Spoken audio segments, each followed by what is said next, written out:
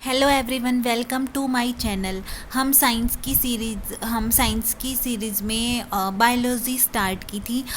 तो ये सारे टॉपिक हैं बायोलॉजी के जो हमने कवर करने हैं। जीवधारियों का वर्गीकरण, कोशिका विज्ञान, साइटोलॉजी, ये हमने पार्ट 1 में कर लिया है। आज हम करेंगे ऑर्गेनिक एवोल्यूशन और जेनेटिक्स। तो चलो शुरू करते हैं। जैव विकास ये क्या होता है? जब भी कोई नस्ल होती है उसमें परिवर्तन होते रहते, जैसे फर्स्ट जनरेशन में कुछ चेंज हुआ, फिर सेकंड जनरेशन में कुछ चेंज हुआ। ऐसे चेंज होते होते कोई अच्छी नस्ल जो बन जाती है उसे जैव विकास कहते हैं। जैसे निम्न कोटि के जीवों में कर्मिक परिवर्तन के कारण उच्च कोटि के जीवों का विकास होता है, जैव विकास कहलाता है। होमोलोजस ऑर्गन समजात अंग ऐसे अंग जो उत्पत्ति में समान परंतु कार्य भिन्न भिन्न करते हैं। जैसे मनुष्य के हाथ, पक्षियों के पंख, घोड़े की टांग, इनकी उत्पत्ति तो एक समान होती है लेकिन ये उड़ने में और ये हाथ कुछ काम करने में, ऐसे इनके जो कार्य हैं ये भिन्न भिन्न होते हैं। एनालॉजस ऑर्गन समरूप अंग ऐसे अंग जो उत्पत्ति में भिन्न होते हैं तथा कार्य में समान होते हैं। जैसे फ्लिपर के अंग, चमगादड़ के अंग, तितलियों के पंख इत्यादि। फ्लिपर के पंख, चमगादड़ के पंख, ये सब पंख, ये इनकी उत्पत्ति तो भिन्न भिन्न है लेकिन कार्य में समान है। ये भी उड़ने के काम आते हैं, ये भी उड़ने के काम आते हैं। क्लियर? वेस्टिजल ऑर्गन अवशेषी अंग ऐसे अंग जो उपयोग में न आने के कारण पीढ़ी दर पीढ़ी लुप्त हो जाते हैं, अवशेषी अंग कहलाते हैं। जैसे मनुष्य की पूंछ बिना काम आने पर ये ख़त्म हो गई, और त्वचा के बाल इत्यादि। ठीक है। अब है प्रिंसिपल ऑफ ऑर्गेनिक एवोल्यूशन जैव वैज्ञानिक के सिद्धांत। पहला सिद्धांत है लेमार्कवाद। यह सिद्धांत लेमार्क ने अपनी पुस्तक फिलोसफिक जूलॉजिक नामक पुस्तक में दिया। इनके अनुसार जिस अंग का उपयोग कम या ज़्यादा होता है, वातावरण के परिवर्तन के अनुसार उस अंग में भी उतार चढ़ाव आता है, जैसे जिराफ की गर्दन का लंबा होना। अब सेकंड जो सिद्धांत है वो है डार्विनवाद। चार्ल्स डार्विन ने 1831 ईस्वी में बीगल नामक विश्व सर्वेक्षण जहाज पर पूरे विश्व का भ्रमण किया। डार्विनवाद के अनुसार सभी जीवों में एक प्रचुर संतान उत्पत्ति की क्षमता होती है, अतः अधिक आबादी के कारण प्रत्येक जीवों को अपनी आवश्यकताओं की पूर्ति हेतु दूसरे जीवों से जीवन पर्यंत संघर्ष करना पड़ता। ये संघर्ष सहजातीय, अंतरजातीय तथा पर्यावरणीय होते हैं।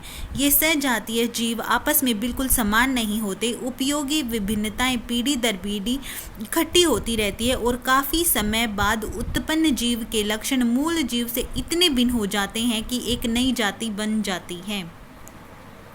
मतलब क्या है कि जो एक जीव है उसको अपनी आवश्यकताओं की पूर्ति के लिए दूसरे जीवों पर निर्भर रहना पड़ता है, मतलब संघर्ष करना पड़ता है। तो वे जितना संघर्ष करते रहते हैं वो पीढ़ी दर पीढ़ी कुछ चेंज होते रहते हैं। फिर एक ऐसा चेंज आता है कि एकदम एक नई पीढ़ी बन जाती है, एक नई जाति बन जाती है। और ये सिद्धांत दिया था डार्विन ने। ठीक है। अब थर्ड सिद्धांत है म्यूटेशन, उत्परिवर्तनवाद। यह सिद्धांत हुगो डी व्रिज द्वारा दिया गया है। उत्परिवर्तनवाद के अनुसार अचानक ऐसे जीवधारी उत्पन्न हो सकते हैं जो जनक से इतने अधिक भिन्न हो कि उन्हें एक नई जाति माना जा सके। यह परिवर्तन लक्षण के लिए शुद्ध नस्ल का होता है। ये शुद्ध नस्ल का जो सिद्धांत था वो किसने दिया था? वो कौन सा सिद्धांत था? उत्परिवर्तनवाद। ठीक है भाई। अब हम टॉपिक करेंगे जेनेटिक्स, अनुवांशिकी। वे लक्षण जो पीढ़ी दर पीढ़ी संचारित होते हैं अनुवांशिक लक्षण कहलाते हैं। अनुवांशिकता के बारे में सर्वप्रथम जानकारी ऑस्ट्रिया निवासी ग्रेगर जोहान मेंडल ने दी।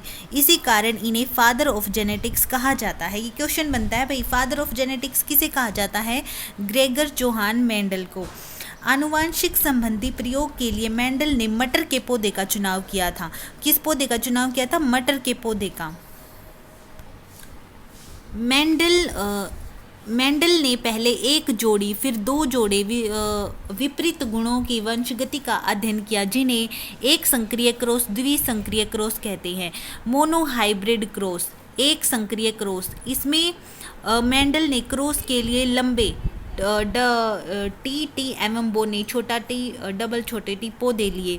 डी हाइब्रिड क्रॉस द्विसक्रिय संक्रिय क्रॉस में इसमें क्रॉस के लिए गोल तथा पीले बीज डबल आर डबल वाई ये बड़े व हरे व झुर्रीदार बीज छोटे डबल आर छोटे डबल वाई से उत्पन्न पौधों को क्रॉस कराया। इनमें गोल तथा पीला बीज प्रभावी होता है। ठीक भाई, अब आते हैं ह्यूमन जेनेटिक्स, मानव आनुवांशिक।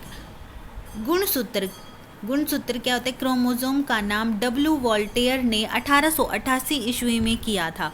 गुणसूत्र में पाए जाने वाले आनुवांशिक पदार्थ को जीनोम कहते हैं। जीन इन्हें गुणसूत्रों पर पाया जाता है। गुणसूत्र के बाहर जीन यदि कोशिका द्रव्य के कोशिकांग में होती है तो उन्हें प्लाज्मा जीन कहते हैं। मानव में 20 आवश्यक अमीनो एसिड पाए जाते हैं। ये इंपॉर्टेंट है, मानव में 20 आवश्यक अमीनो एसिड पाए जाते हैं। गुणसूत्र में कौन सा आनुवांशिक पदार्थ पाया जाता है? जीनोम, और जीन इन्हीं गुणसूत्रों पर पाया जाता है। ठीक है, अब है मनुष्य के लिंग निर्धारण। मनुष्य में गुणसूत्रों की संख्या 46 होती है।